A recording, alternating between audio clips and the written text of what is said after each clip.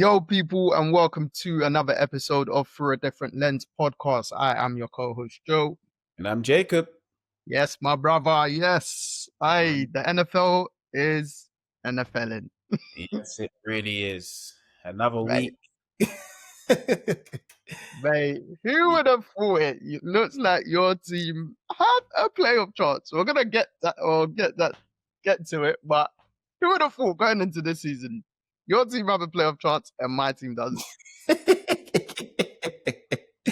That's young for the win, eh? Oh Yay. my days. For those that are new to us or listening, watching, my team is the Kansas City Chiefs, Jacob's team is the Carolina Panthers, and Deji's team is the Buffalo Bills. We're gonna start off with the Thanksgiving games. The first game, big win for Green Bay in that NFC North. Oof, in Detroit. What a game. Great game to start off Thanksgiving, actually. And Jordan Love, the Jordan Love that it's been heralded to be the great Jordan Love. That Jordan Love showed up. Great performance. He did. And to be fair, he has been showing up as of recent, to be fair. He hasn't been up and down. He's actually been very consistent. Mm-hmm. And Green Bay are putting on film and showing they could really be contenders right now in this NFC. They've beat the Lions twice this year. So first game and now and convincingly as well. It's not been like you thought the Lions were in it. They've dominated the Lions both times. And they proved again on Thursday night, or Thursday daytime for us, that it was they are, for me, one of the top three teams in the NFC right now. And I really like what they're putting on film. I like what Mike is doing. I like the defense. I know people had their questions about Matt LaFleur only a few weeks ago, but look at them now. So I'm enjoying what I'm seeing from the Green Bay Packers. And I think right now, as it stands, they're in a pole position to really make the Super Bowl. Yeah. No, you're right. Like they beat the Lions convincingly both games. Like, and that's not usually the case, especially with how Detroit have been over the last few years. And it looks like they're finding really good form at the right time. Micah is showing up again. He's showing why they traded for him. And then obviously their quarterback Jordan Love is showing why they gave him the big contract. I had a slight issue with Love and other quarterbacks a couple of weeks ago going for big plays on fourth down. But Jordan Love is kind of a big play or go home kind of guy, and he executed. So you actually can't fault him. Do you know what I mean? You can't complain. But on the other side of the coin, the Detroit Lions might not make the playoffs. They're looking suspect, very, very suspect. Because in that division, they're 2 games back on the Bears, and then a game and a half, technically 2.5 games back on the Packers, because the Packers have swept them. Yeah. So I'm looking at them like, what is the issue this year? Because you can't blame injuries like we did last year. And last year you were still in pole position to like win everything. You get what I mean? You didn't, but you can't blame injuries.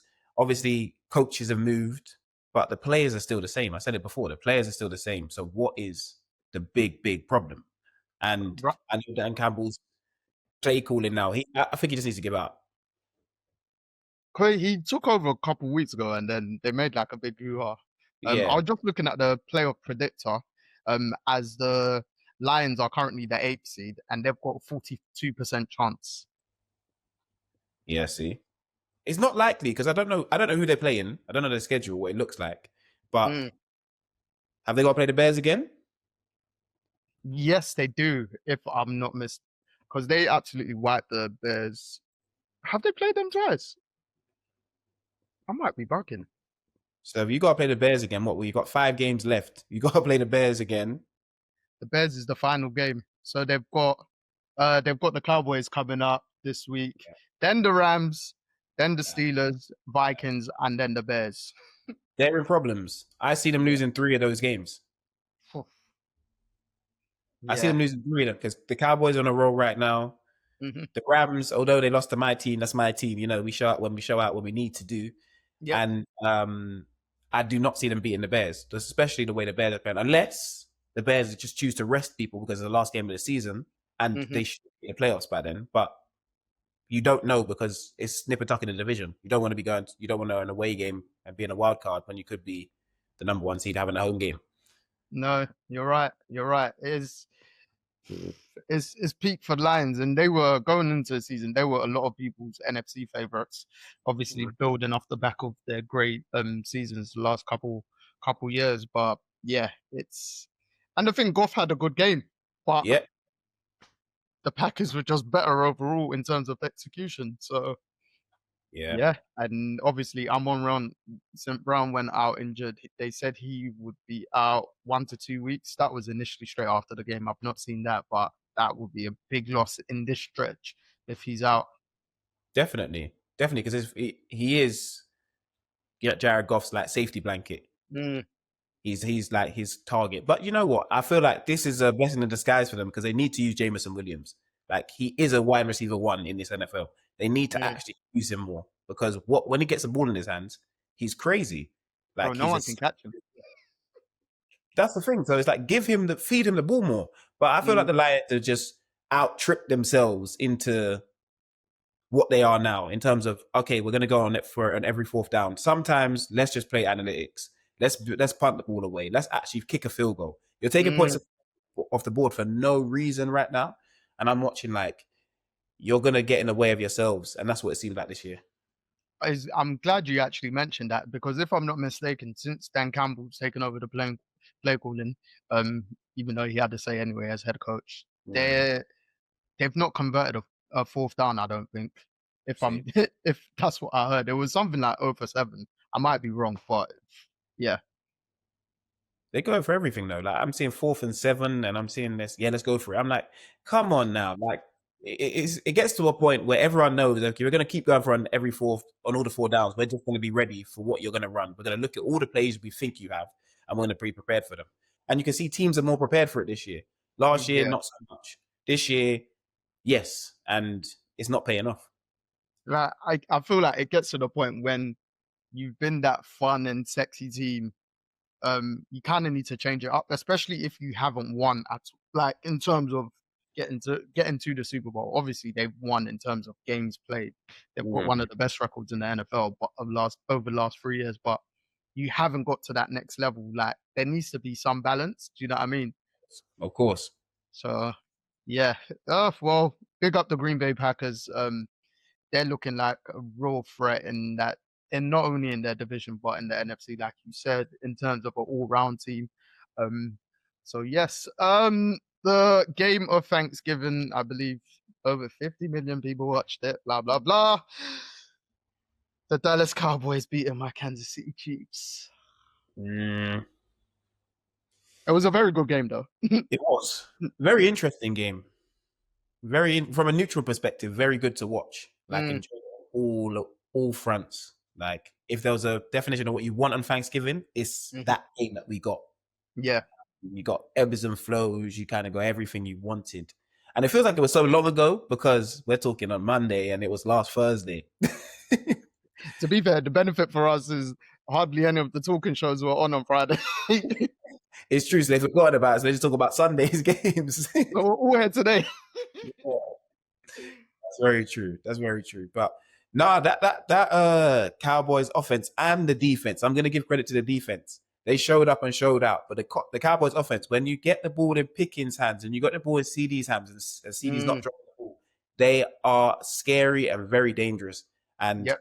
I think they've proven that even their running game's good. Like we know the Cowboys haven't had a running game really since Ezekiel Elliott left, and look, they've kind of got a running game back there with Turpin, and they're moving the ball quite well. And they're always a threat. Like you're never out of sight with them. It feels like what the Kansas City Chiefs once were. You know when you guys went down in that playoff game to the Texans, I believe it was Yeah. 21-0, and there was no like in the back of your mind, you weren't thinking, oh, we're not going to get back into it. I feel like that's what the Cowboys have on offense right now. Oh, doesn't matter if we're 21 points down. Don't matter if we're 14 points down. We can get back into this game. So they're never out of Yeah. sight. And the defense get timely stops. But I felt like it was a good game for them and they needed it. I feel like they're going to maybe run the table towards the end of the season and make the playoffs for the Cowboys. And for the Yeah. I Chiefs, mean, no, go yeah, on, sorry. for the Chiefs, I don't know. It's one of them years. One of them years. Just I don't Just know what to say. regroup. Like, just call it. Obviously, you're not out until you're actually out, but it might just be a finally early season regroup. The ones that Mm. have been on this long run just actually get that extra rest. No matter the couple weeks may help, and just everyone just because Mm. as I said, it's just one of those ones where, and we saw it in the Patriots run, Brady's days, where just those years of just not getting to the pinnacle as per. It might just be one of those seasons where the Chiefs just is someone else's year. It looks that way. The NFL is so topsy turvy this year that it looks like it's going to be anyone's year. It's not going to be one of the top four quarterbacks. It's not going to be the main team out of the NFC. It's going to be someone different that we haven't seen in years, which is, which keeps the life and the excitement in the game. Mm. But I didn't expect the fall off from the Chiefs to be this from where you were last year. But I don't. it's funny you say that as well, because like I agree, and the offense has been better this year. But Exactly. in terms of point scoring, but in terms of like the discipline, again, we've said it week after week. The offensive flags on the O line, um, they'll be in good field position. Flag, got to start the drive again, etc. Or third and long. And there's only so much Mahomes can do, bro. It feels like literally every game the Chiefs will get in good field position, and then there's a flag that just disrupts it. Any better. 4 touchdowns in a game like that. What do you want a Mm, man to do? He's making even some of them touchdown throws. Only one person, him, can make some of them throws in terms of mm. rolling to his right. He's just throwing it back, run to his left, and throwing it back up. And Rasheed Yeah, Rice yeah, be there. Do you get what I mean? So like you can't blame Mahomes. You know how sometimes you can blame it on the quarterback and yeah. blame it on play calling. It's hard to even say what am I blaming it on. The defense isn't great, but you're in every game, it seems like, but then it's like last year you would win these games, this year you don't win these games. So Yeah. I don't know what to blame. For me, I've been pretty consistent. The defense is not. They're not a bad defense at all. Like in terms of team wise, the team's always been like good balance, but they're not an opportunistic defense. They don't get enough takeaways at all. They do not pressure the quarterback. Um, That's true. we've seen that like all throughout this season. All the games that the Chiefs have either lost or just been close wins because they've not pressured the quarterback. And then the other quarterback, he has to make magic because he's still being pressured. Like the third and stupid long where he done that run and then he made the first down, Yeah.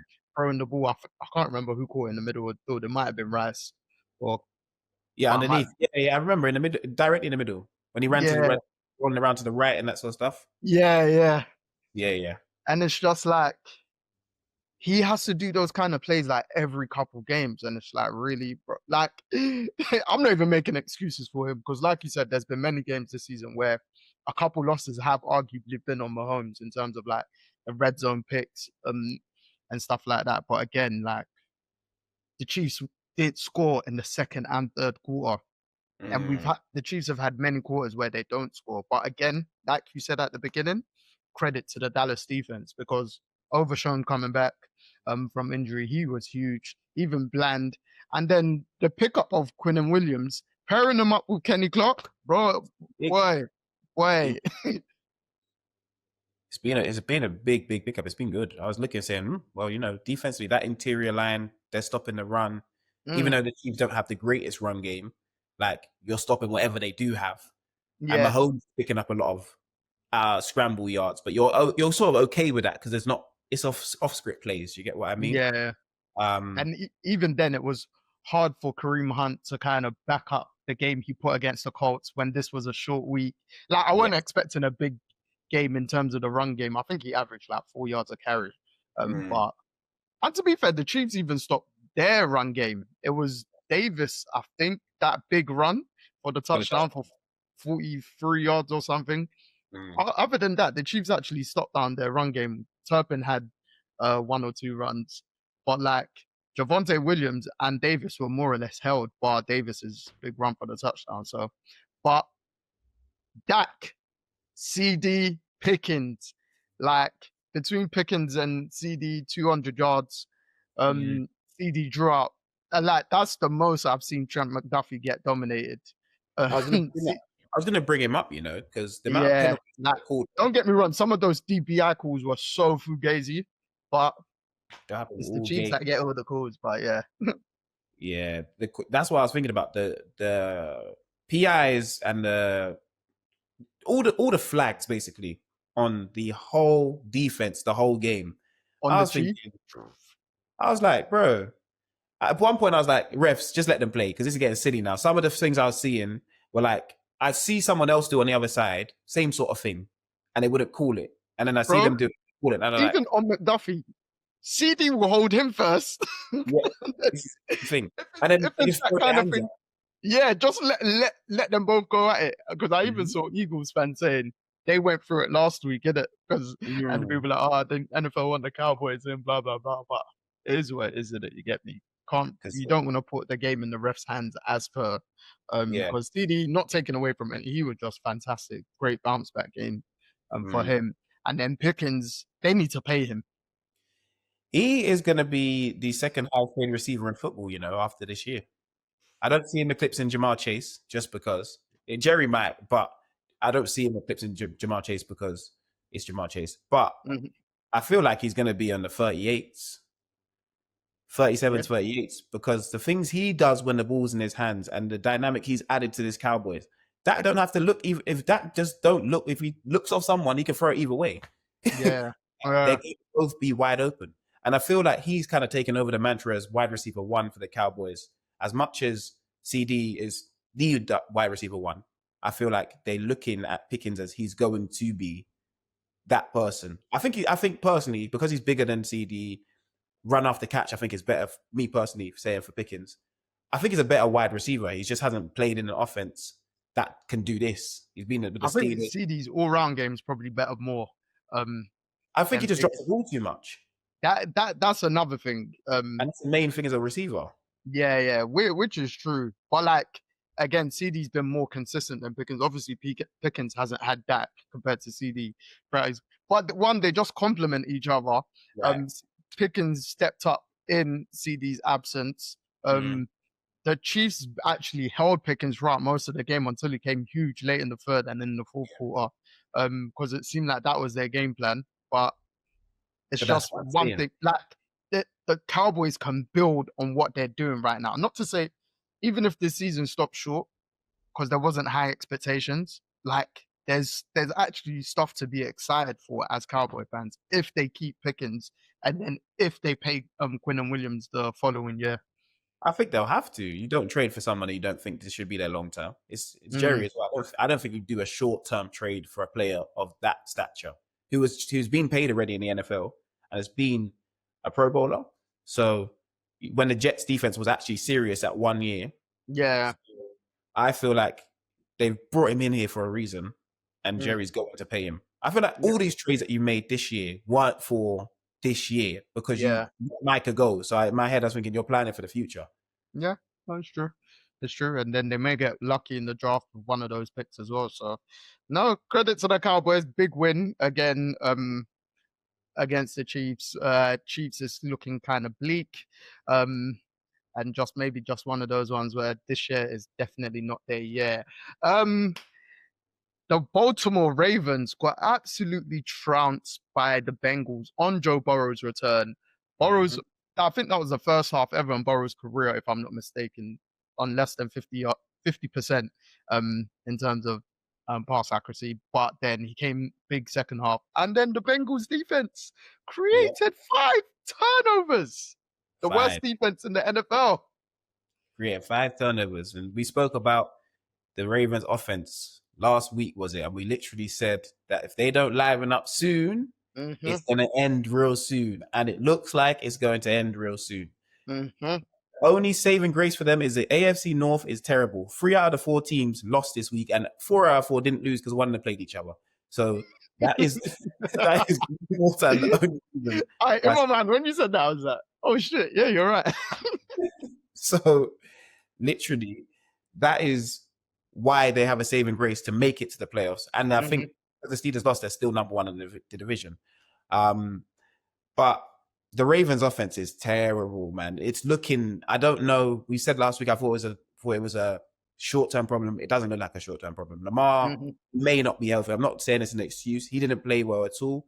Um, the uncanny turnovers, the fumbles, the Hmm. interception, it got tipped, but hey, I looked at it a few times. I was like, bro, who are you actually passing the ball to anyway? Hmm. Um, and they're in key spots. Like you're giving the Bengals good field position. Although they didn't really capitalize with 7 points, with touchdowns off of these turnovers, Early yeah, on, yeah. you're putting your defense on the field when they just left the field, and you're putting them in a bad spots, and your defense hasn't been great this year. So Yeah. you're making it worse.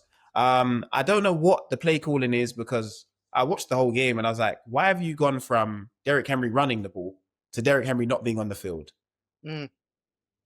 And then there was the mistakes are ridiculous. Isaiah Likely in the end zone. Bro, we've seen how many times do you see the Ravens make mad mistakes in places where you shouldn't make mistakes? Hmm. You're going through the air back in the end zone. Just hold onto the ball. You don't have to score there, bro. Just Yeah. hold it. Zay Flowers, you're fumbling again. We've seen this many times, but you fumbled way too many times this year. Lamar, you fumbled. You one of them you threw. I don't know what you did, how you let go of the ball. The other one you let fly up in the air and they took it. And then, bro, and then you throw the interception. I was like, bro, the offense doesn't look great. The team doesn't look well coached. We've been saying it from the start of the season. Like, it wasn't a blip. It clearly is who they are. Hmm. And it is what it is. The Bengals, they as bad as the Ravens were, the Bengals didn't look to me like a team that are gritty either. Yeah. Their defense got the turnovers, but in the red zone, obviously Burrow's first game back, he wasn't even great. He just had loads of opportunities. That's the thing. Like, first off, at halftime, the Bengals could have stretched that scoreline massively if they were effective in the red zone. But Exactly. then that just gives me. I'll give Borrow that grace because like he ended up having a good game. Do you know what I mean? And the thing, Jamar Chase, yeah, this is where he should be slightly disappointed because that Bears game last week, it showed that the Bengals could have won and he wasn't there. Imagine he was there and they'd won, they would have been one game back. Yeah. Like, they still think they can do it. And because they got the Ravens again, it depends how they match up against the Bills. But teams are facing each other in that division where they're going to take wins from each other. And the Ravens ain't looking as assured. So, boy, It looks bad. It looks bad. I don't know for the Ravens anymore. Not this year anyway. mm, Uh, but the Bengals, they could do something. Who knows? Who knows? You never know. They could win out. But if the Bengals lose one game, for me, that's it for them. They actually yeah, yeah. can't lose a game. Because they already got 8 losses, haven't they? Yeah. So what are they? Yeah, 4-8 now. 4-8. So you lose one game and you got 5 games left. You're 4-9. But Then imagine 8 and 9 wins that division.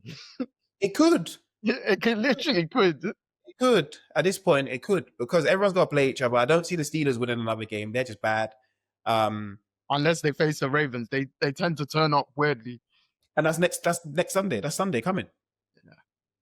So the AFC Well, North is bad. It's a bad division. The Ravens don't look good. The Bengals look all right. Burrow looked good in the comeback. T. Higgins is out injured as well. So it's like an injury-ridden division. It's just yeah. that division obviously is gonna go down to week 18, the final game weekend of the regular season, and it could just be an entertaining one. So it's definitely one for us to keep our eye on, which we will anyway. But Yeah. it could be The Browns are still available to win that division. They're 3-9. it's They crazy. can, like every time I look at a playoff thing, it says in the hunt. I'm still seeing the Cleveland Browns. Yeah, it's crazy. It's actually crazy, you know. Oh my So days. Nah, that division. Like, and I just again the Steelers. The whole team just looks old. Like I'll touch up on the Bills game later, but if they were a competent team, they would have won that basically. mhm. But yeah, well, those are the Thanksgiving games. Definitely gonna come on to the other games shortly, but it was a very good treat for Thanksgiving. The games fed us well, and Mhm. yeah, happy Thanksgiving to the people then again. Yes, To the yes, best God. yes. It's the one and only Black Friday game. The only game. The defending champs, the Philadelphia Eagles, hosted the hot, dare I say it, Chicago Bears. Who could imagine 2025? You're saying hot and Chicago Bears at the same damn time. Well, that is the case. And guess what? The Bears' hot streak continued as they ran Philly out of their own stadium. They ran their fans out of their home stadium. Can't remember last time I seen that, to be honest. It was another one of those weirdish games, but I feel like that's been the case for Philly for a lot of this season. Um, and it's just something that, as some people like to call it, supernatural funk, which they went through a couple years ago, and they didn't really recover it, recover from then, and then made up for it winning the Super Bowl last year. So I swear, with Philly, you just have to take it week by week. Like again, the offense is just it's beyond questionable now. It is absolutely beyond questionable. And it was one of those ones where the defense did done enough. Sorry, I was looking for my water. Um, there we go. Sorry. The defense, yeah, I'd say throughout most of the season, they've showed up where they've needed to. They've kept them in games, won them tight games, low scoring games. And it was just one of those ones where they couldn't contain the Bears' running game. And like I said at the beginning, the Bears ran them out their own ground. Um, ground.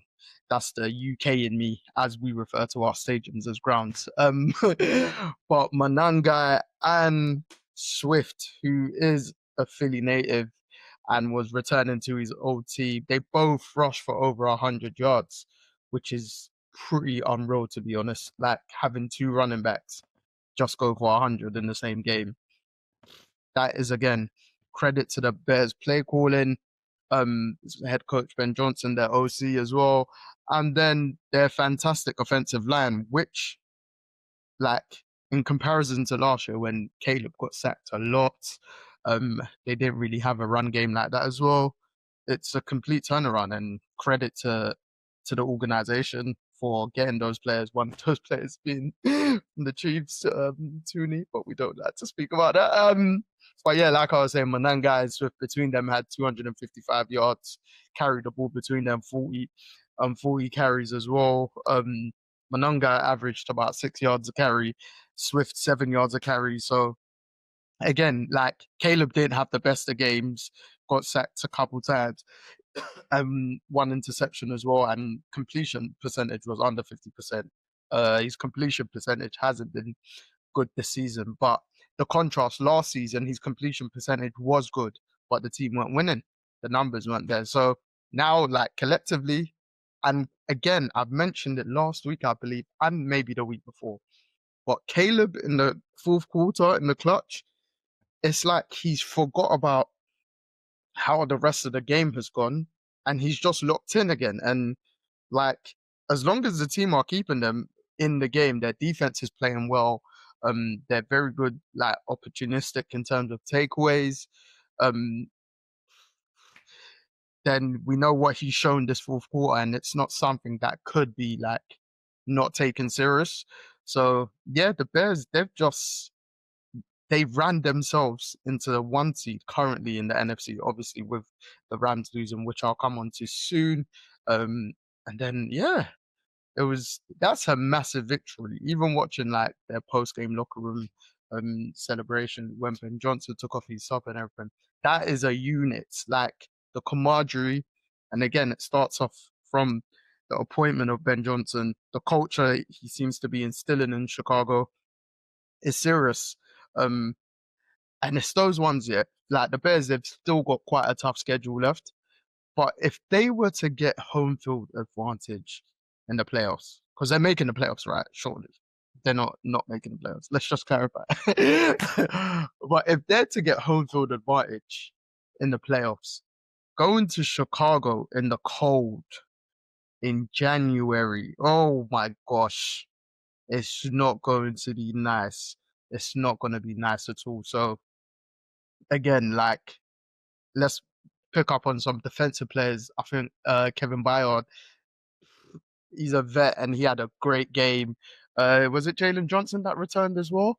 Um, Someone else in Johnson, if I'm not mistaken. But like you can see, like as the Bears are getting healthy, they're getting even more dangerous.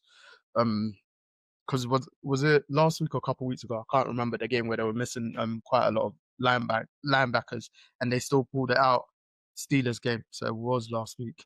But yeah, again, credit to Chicago Bears. It seems like they've got a real solid team. They've got playmakers on offense. They've got playmakers on defense, and they've got good a good quarterback. That's as far as I'm going to push it, with the potential to be great because of Caleb Williams' natural ability. Obviously, he's still in his second year, but if he's getting the winning thing on track right now, and then the fundamentals come into play, Chicago might have found their outright franchise quarterback. Great win by the Bears. Philly, we'll take you on a week by week basis. We're not gonna, you know, go there too much because there's been a lot of Philly talk. Just a quick one in Miami. The Dolphins, they beat the Saints in quite a close game, to be honest. Again, Tua wasn't at his best, but the Dolphins, they've just been pulling off these wins. Obviously, it's not impossible for them to make the playoffs, but it's not really happening. 5-7, yeah, it's not really happening.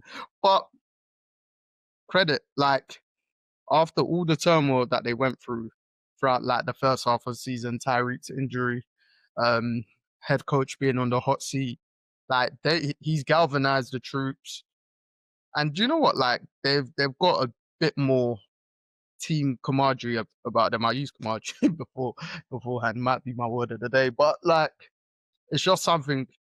And I said to the boys, I was like, me personally, I don't think Mike McDonald is it Mike McDonald? My mind's gone. It's the ring light. The Miami head coach. I did not think then he should have been fired, and that's still my stance. And I'm glad that they've stuck it out. I hope they do in the off season as well, that they don't fire him. Obviously, they fired their GM, who had been in the organization for 25 plus years and stuff. But like, it's more of like the fits, the players that they're going to look to bring in the off season. As bad as it sounds, they're somewhat capped with Tua playing quarterback. So again, that's a decision that they've got to make long term. And then the Saints, yeah, it's just one of those years where they're, as many people predicted, one of the worst teams in the NFL. If not with the worst record. That's to the Tennessee Titans. Quarterback Tyler Shock. Probably one of his better games, So and the game got very close at the end. It seems with Miami they lean on Achan early in the game. He gets him a touchdown, and then that seems to be the trend of when they win. Like Achan big play. Like if you know me, you know I love the Bon Achan quality player. So yeah, good win for Miami. Again, I feel like they're out of the playoff picture, but with 5 games remaining on the schedule at 5-7, who knows? The NFL has been a bit wild this season. AFC South. Now, unexpectedly, is this the most interesting division in football? Because my gosh, I think before the season started, just many people probably just thought it would just be the obviously Texans winning the division and then them being the only team coming out of that division. But before this game, the Colts were the 1 seed, the Jags the 2 seed. Now that's flipped because the Texans went into Indianapolis and won on CJ Stroud's return. So that is now back-to-back losses for the Colts, obviously losing at the Chiefs. But we've seen the Texans, they won 3 in a row without CJ Stroud. Now he's back. That's 4 in a row. We know how immense their defense is. The Colts were the highest scoring offense in the NFL. For them to hold them to 16 points. Jonathan Taylor, he had an average game, 21 carries, 85 yards, so 4 yards a carry. So again, that just shows that Texans defensive line is just is led by Will Anderson Jr., who is going to get paid this summer. And then Daniel Hunter, you've got the other guys. It's just it makes the guys in the back end their job slightly easier. Obviously it's never easy because it's the NFL, but like what a relentless defensive line. Obviously they only sacked Daniel Jones once, but again, it's just like the pressure. Um, me hearing a couple of weeks ago, Will Anderson Jr.'s favorite thing is actually to stop the running back rather than the quarterback. It just that's something that's probably it's not even a quote, but that's probably my quote of the year. Like, that's just absolutely brilliant. And yeah, like I was saying, the Texans, they're flipping dangerous. They're absolutely dangerous because they're now what 7-5, so they're one game back on Indy, one game back on them. Um, and yeah, that division is something that maybe two teams will come out that division, which will surprise many people.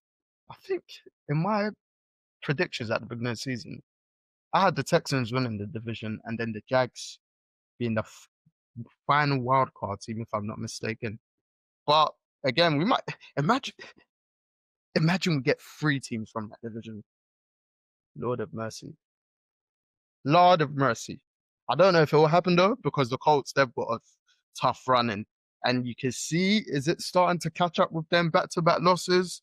But I'm not going to put that full-on negative aspect on them because it's not fair. Other teams who've suffered back-to-back losses and stuff like that. So now it's something for Shane Steichen and his coaching staff, sorry, to figure out because their offense has been limited in back-to-back games, obviously playing two solid teams in the Chiefs and Texans. So it's one to very much keep an eye out. But boy, oh boy, what a division. What a division. New York Jets fans, I apologize. When you guys hadn't won a game, I said you guys are going to be winless throughout the season. And then I believe from that moment onwards, the Jets have gone on to win 3 out of 4, 3 out of 5. I can't remember exactly. They're 3-9 now. But I'm sure I said it might have been when the Jets were 0-7. Yes. I said the Jets are going winless and they've won 3 out of 5, if I'm not mistaken. And do you know what?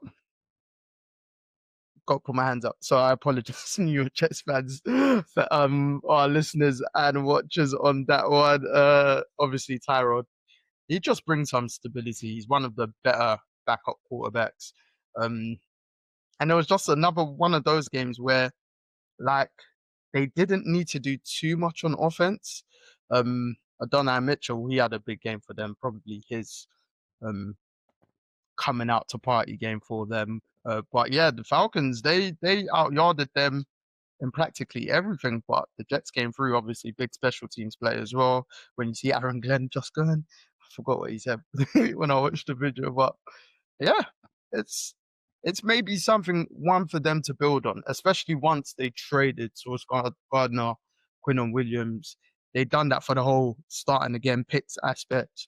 And it's like the organization said to Aaron Glenn, you're a defensive minded coach. Show us what you're really about, without the big names, without the superstars. And they seem to be, meshing, gelling better. Who knows? Who knows what the Jets will do in the offseason in terms of like where they trade and then their offseason picks. But is it one thing to build on? That's the question, because obviously the Jets have a very bad stigma to their name about being arguably the worst run franchise in the NFL. So yeah, it's a bit of a sticky one still. But hey, Jets, you got the win. Falcons, season's over.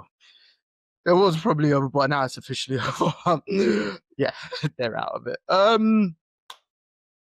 49ers winning in Cleveland.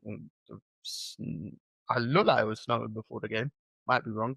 But in the last blistery cold conditions in Cleveland, Shador Sanders' first home start, it wasn't the best. It wasn't the worst of games, to be fair. The first half was pretty sweet in terms of like these completions and stuff, but it wasn't a big game. 16 for 25, going for 149 yards, 1 touchdown. took a couple of sacks that maybe just throw the ball away. Maybe especially the last one for me. I believe that was on a fourth down, bro. Just go for it. Like, got nothing to lose. Do you know what I mean? Um, but it'll be interesting to see. Obviously, Stefanski's named him as a starter for the following game, which I believe is the Titans. It'll be interesting to see if he lets him see out the rest of the season. Maybe that will be the chance he deserves. Is it? I don't know. Deserves or gets, but he should get a run in. He seems to have galvanized a lot of the players in general. Obviously, not against the 49ers that game, but just try and give him a bit of a fair shot. Um, there was what was the play when they tried to do form of it? Was it a trick play or I think for Fanning Jr. to throw the touchdown? Anyway, he received the ball in wildcat position, and then there was a turnover. And I'm like, broski, just like we saw it last week with Judkins, he put in from wildcat 2 touchdowns. But how about let Shador have a go in the red zone? Hey, he is your quarterback after all. So yes, Stefanski, yeah, I don't know. But Robert Saleh, what he's doing with the 49ers defensively as their DC, is he going to be up for another head coaching position? Because my gosh, like their best players in Bosa, Warner out for the season. They got a lot. They got rid of a lot of defensive players in the offseason as well. And it's just like they've got a young defense, a lot of names. Like it was the Carolina game. I was looking at the names. I was like, I genuinely don't know a lot of these guys. And maybe shame on me, but hey. But like Salah's just got that defense balling, man. He's got that defense balling. So and it was one of those games the offense did not need to do too much at all. I think both teams had about 250 yards. Maybe the Browns had 1 yard better in terms of total yards, like which is crazy.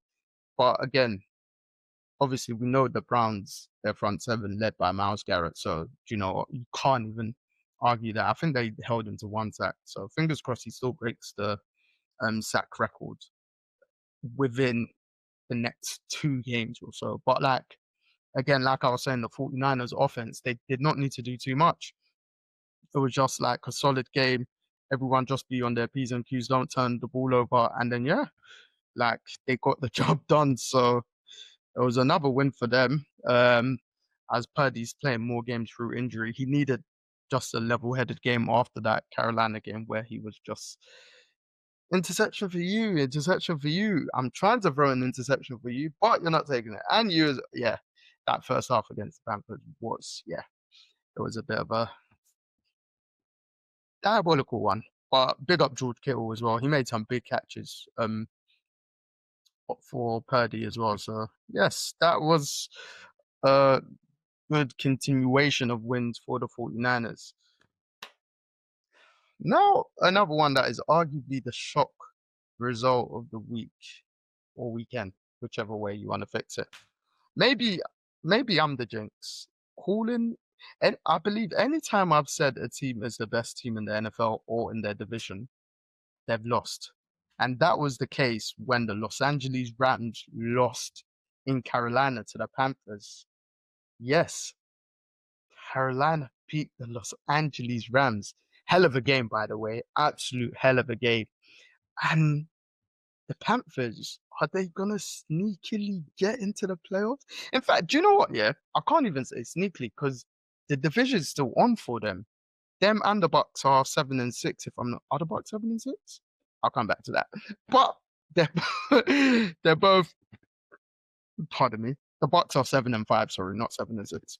Panthers 7-6. They both got 7 wins, like I've stated. They're only 1 game back on the loss column for them. So it's a bit of a, do you know what? Let me even check the Panther schedule. Sorry, guys. Do this. Hey, on me own. So they got the divisional games, Saints. Those tricky divisional games. They should beat them. Then they got the Bucks. then Seahawks. So just like their next 3 games is pretty, it's can they because if they beat the Saints, that's 8-6. Then the showdown against the Bucks, and they're hosting the Bucks. So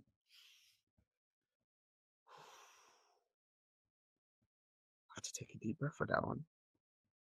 Because that game.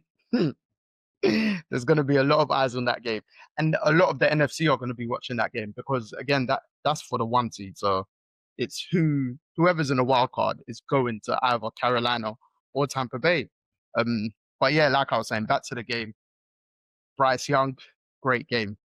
Didn't need to throw the ball too much. 15 for 20, 206 yards, 3 touchdowns. 2 of those touchdowns on fourth down. Very ballsy.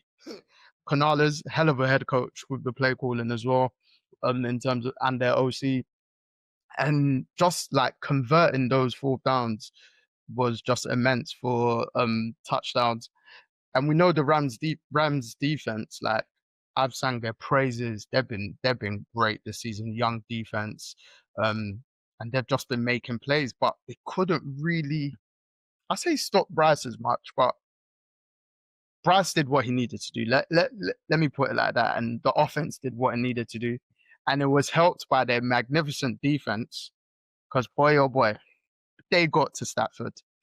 The pick six, whew, and then the sack fumble at the end of the game. Well, to ice the game more or less. Yeah. Um, obviously Stafford for me is still clear MVP. I've seen, Drake May's definitely neck and neck now. No, that is not the case because the gap was like that. The gap was like that. It was Stafford, Drake May, and Jonathan Taylor. Like that. So now it's Stafford, Drake May. We'll see what he does against the Giants. Obviously, I'm filming this right before the Giants game, so we shall see. But yeah, it was the first game since I think week 3, if I'm not mistaken, that Stafford threw an interception. End up throwing 2, like I said, and then taking a couple sacks as well. It was a rare game this season for Stafford, but those games happen. You can't like exactly fault him too much. Like maybe they should have ran the ball a little bit more because the run game was good between Blake Corum and Kyron Williams. I think they went for 150 between them, but only on like 20 carries. So that shows like maybe Puka Nakua. What a player. That catch, that might be catch of the year without a doubt. That's definitely a contender. And then the red zone threat. The the Hall of Famer that is playing right now, Devontae Adams. Another 2 touchdowns. Like he's leading the NFL in touchdowns. I can't even remember the number now. But even in the last, I think 6 or 7 Rams games, he might be the amount of touchdowns he's got in that span is, if I'm not mistaken, is still leading the NFL or like in the top 3. I remember seeing it. So yeah, it was just one of those games. Obviously the Rams, they can't afford to not win or to give up games because of how tough their division is. They've got the 49ers, like I've spoke about. They've got the Seahawks who won again. So it's like, are they the best team in the NFC? Most likely. But they can't afford any more slip-ups, given how tough their division is. Again, it's another division that we could potentially and more likely get 3 teams out of that division. So it's a bit of it's a monumentous division, that one. That's arguably the best division in football right now. All 3 teams have got firepower on offense, but they've got playmakers on defense as well. So collectively, it's a tough division.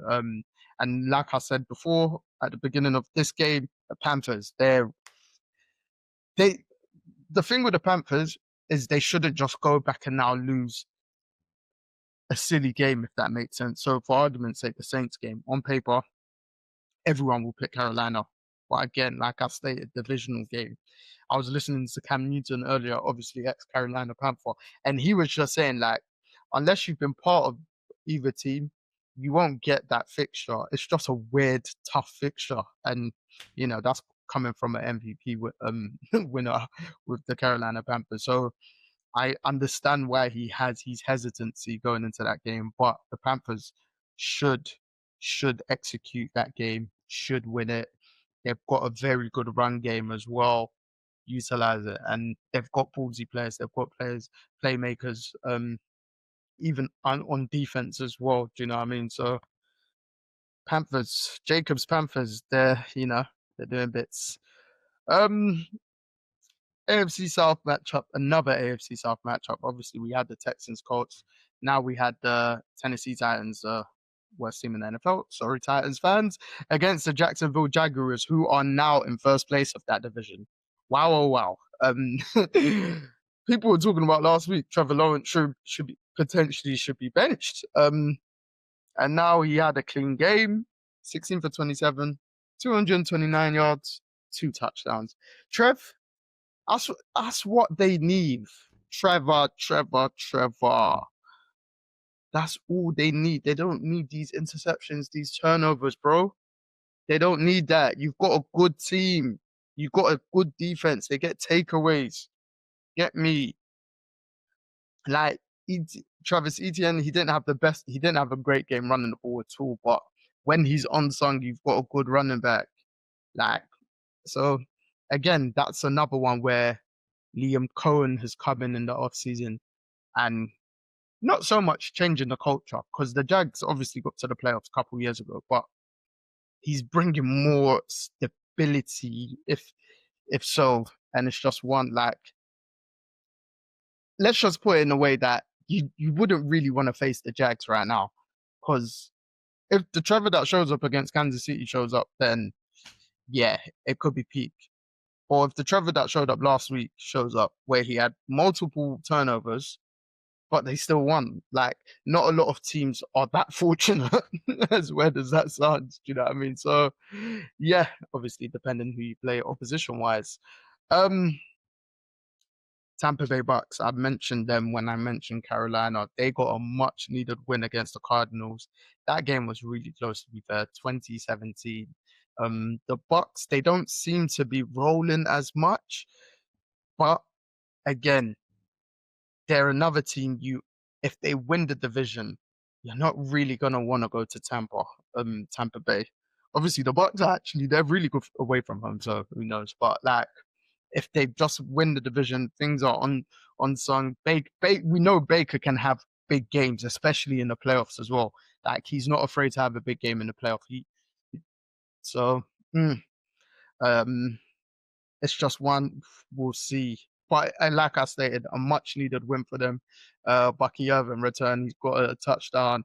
Chris Godwin even had like nearly 80 odd yards from 3 receptions. So yeah, it's gonna be an interesting final running for that division between them and the Panthers, because I don't think 2 teams are coming out that division. I think it's just the divisional winner.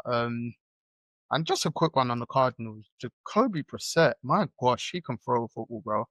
Like, he's putting up yardage. If he started the beginning of the season, Jacoby Brissett might be leading the NFL in yards. Like, he's just putting up yardage after yardage after yardage. And it's not nonsense yards. Like, they're in these games. They're not winning a lot of them, but they're in these games. And one beneficiary of that, or extra beneficiary, to be fair, Marvin Harrison Jr. looked better under Jacoby Brissett.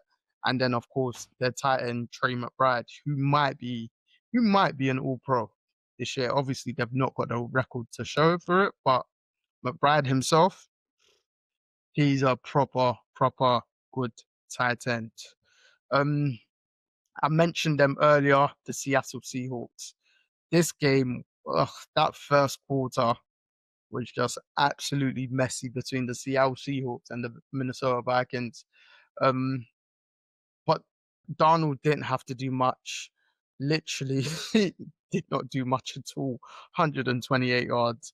It was probably one of those games for JSN, Jackson Smith and Jigba, that will now not allow him to break the NFL receiving record, because he only had 2 receptions for 23 yards. So yeah, 4 targets.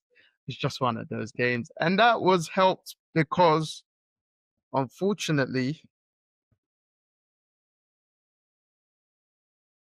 no, I've not frozen. Unfortunately, Max Brosma. Will that be the first and last time we see you in the NFL? Maybe. And it's sad because I don't even want to put that onus on him. Like rookie, first game, playing because JJ McCarthy concussion. I believe JJ McCarthy's back next game, and I'm not surprised if they're rushing him back. Not that he's done any better, but yeah, Brosma. Early on, he was looking pretty neat, just doing getting the check downs.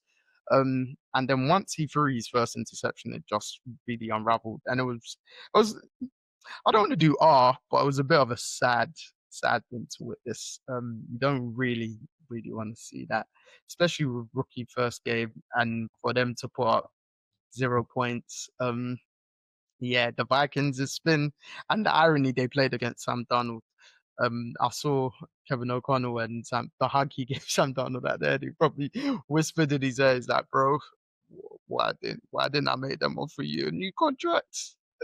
But again, the Vikings, their wage bill, I believe, is the highest in the NFL in terms of what they paid everyone else, bar their quarterback. So maybe that is the reason as to why they went in that direction. But yeah, Seahawks, another 9-3 team. So that's what the Rams, Seahawks, 9-3, and if I'm not mistaken, the 49ers are 9-4. So that division is, yeah, that division, crazy things. That will probably go down to week 18 for the 1 seed. Because it could end up being the 1 seed in the whole NFC as well. Yeah, interesting one. The Steelers versus the Bills. Yeah, I'm just gonna start off with the Pittsburgh Steelers. If I'm not mistaken, they've lost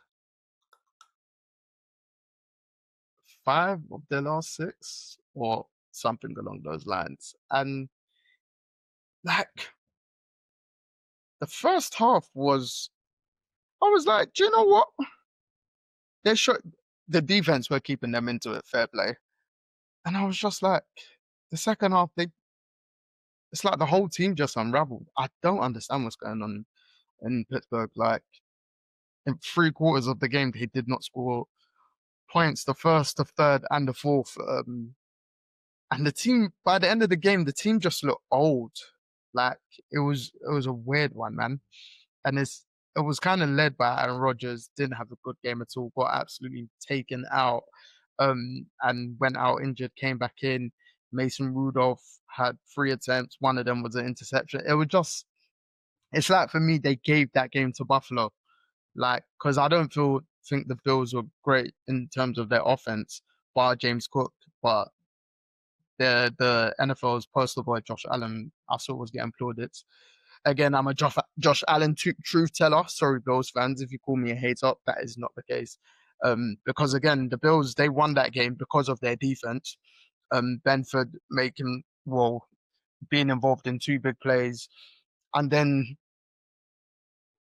from the person, I've said it on their offense at the beginning of the season, if he has more than 100 yards rushing the game, they generally win the case. And in this case, win the game, sorry. And in this case, and credit to Joe Brady for playing play calling and playing this particular game in that way, because they ran shot over the Pittsburgh Steelers, which is not something you'd associate with them.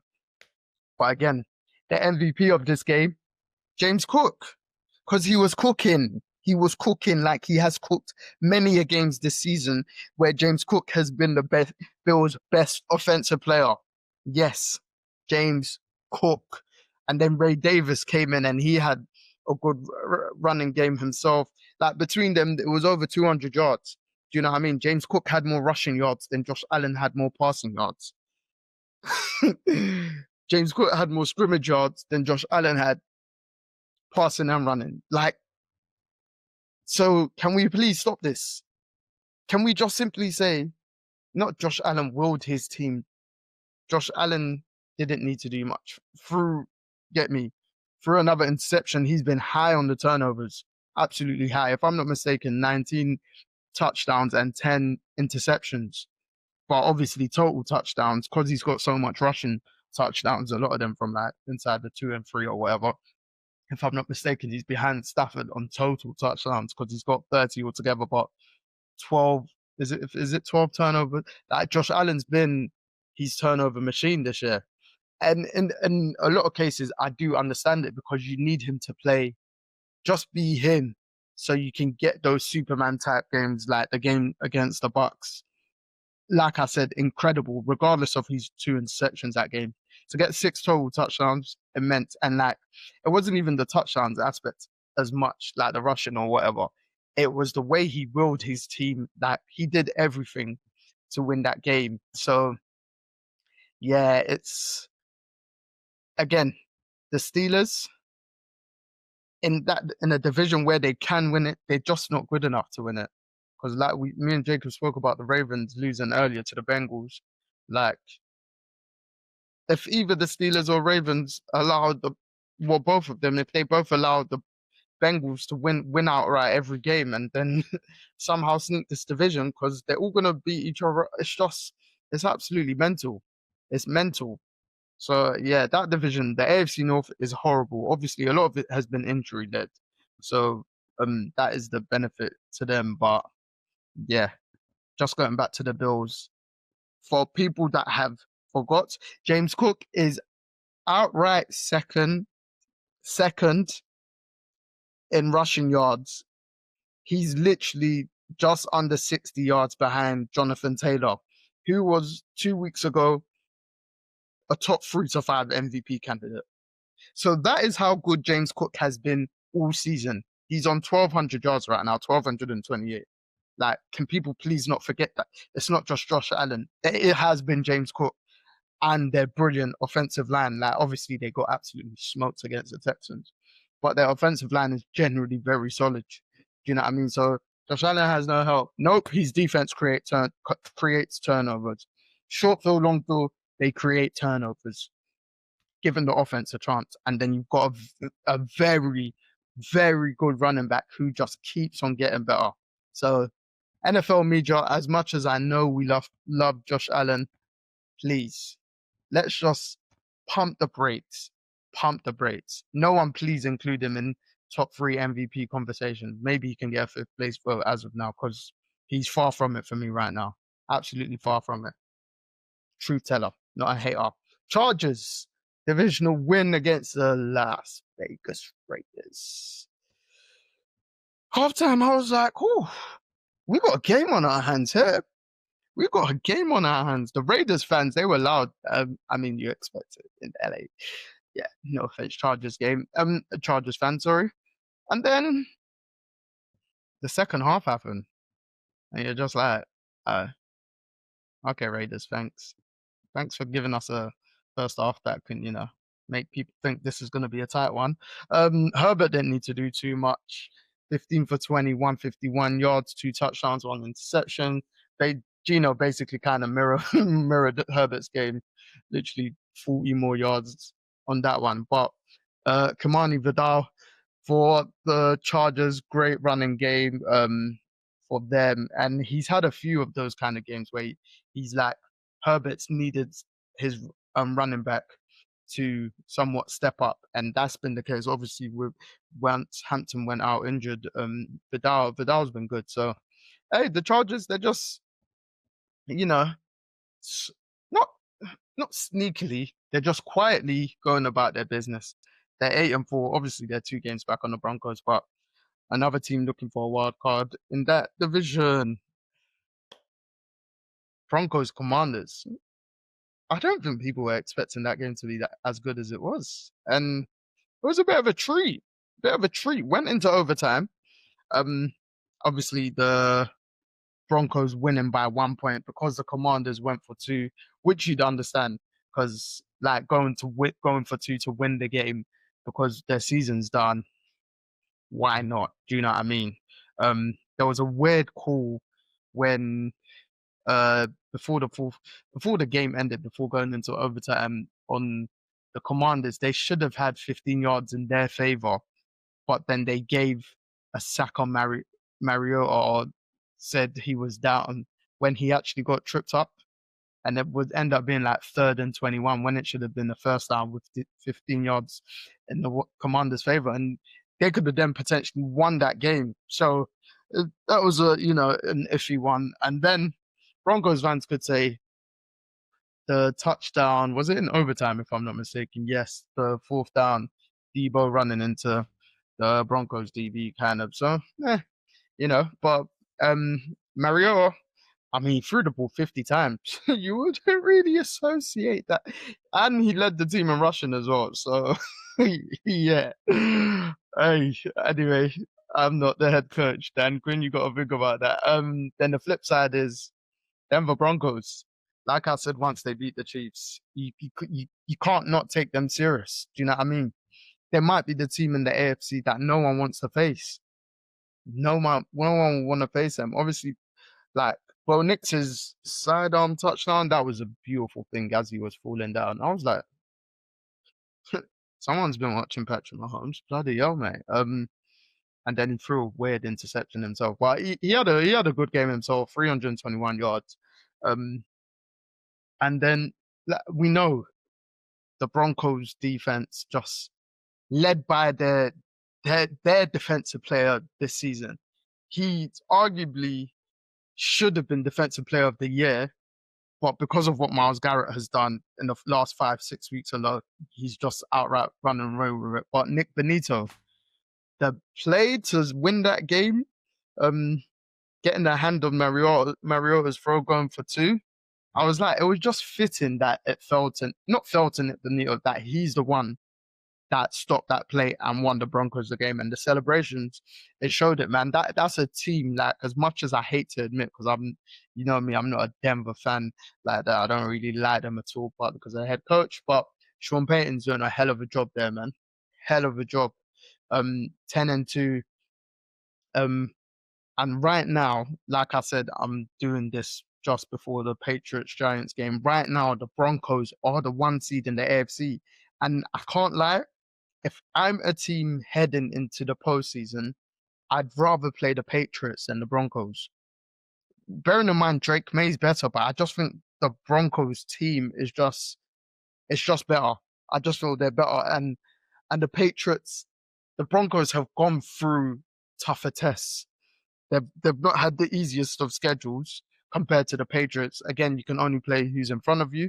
But the Broncos are just like the Cowboys, they've beaten both Super Bowl teams in the Eagles and the Chiefs. The Cowboys did it in the space of 5 days or whatever. So they're battle tested, these Broncos. Pat Surtain came back. That's what the best cornerback in, like, I just feel they're slightly better team than the Patriots. But yeah, no, the NFL, as me and Jacob said at the beginning, the NFL is NFLing. And we've got some big games coming up this week.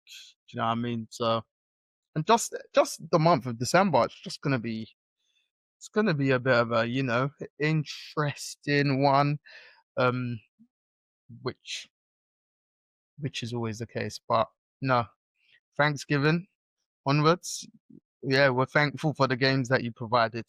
Definitely thankful for the games that were provided.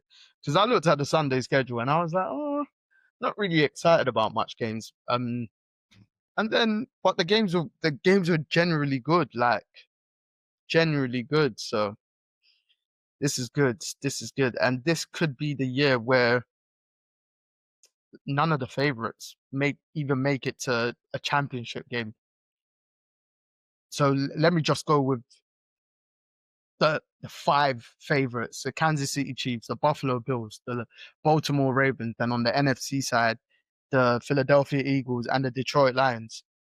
Like, these are the teams that have consistently been up there the last 5 years in terms of like their record and stuff like that. Or last few years, sorry, 3-4 years. Those 5 teams, yes, I was meant to say 3 because of Detroit. They've had the best like 3-year span, but whatever. But again, imagine none of those teams make not the Super Bowl, the championship game, because it's very likely right now that it's so topsy turvy. Like I said, the current 1 seeds, the Denver Broncos and the Chicago Bears. Yo, that is crazy. That is crazy right now. Man, oh man, man, oh man. Gosh. Because I'm sure I had it up here earlier in terms of like the current playoff picture. Bears, Broncos, Bears, 1 seeds, like I've stated. 2 seeds, Patriots, Rams, who would currently face the Bills and 49ers.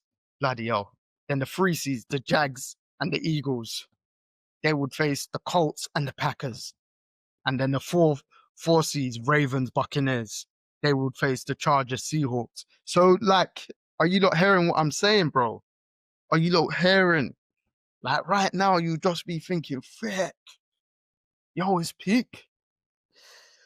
But yes, thank you all for tuning in.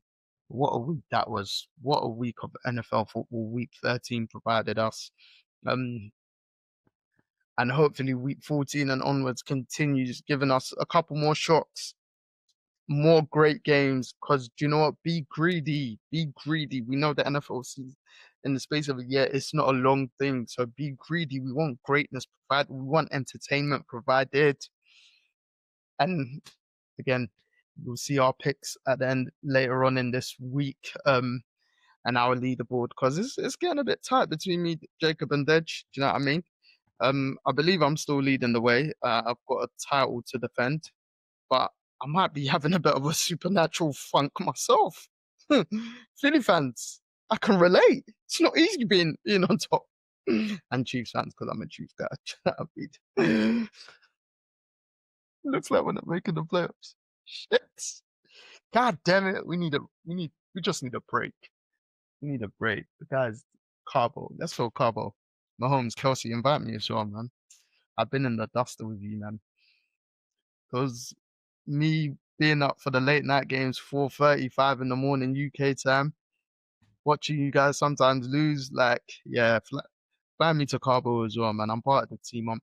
The Hunt organization. I'm part of the family. Andy Reid, everyone check on me as well, because it's not looking good right now. My enemies are laughing.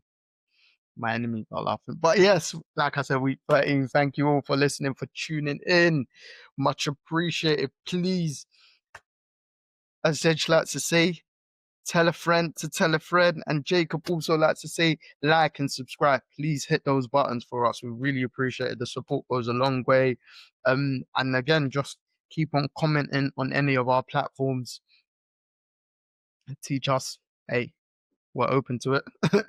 And interact, because again, we're also open to that. So yes, Joe, I am signing out. Thank you all for listening. God bless. Peace.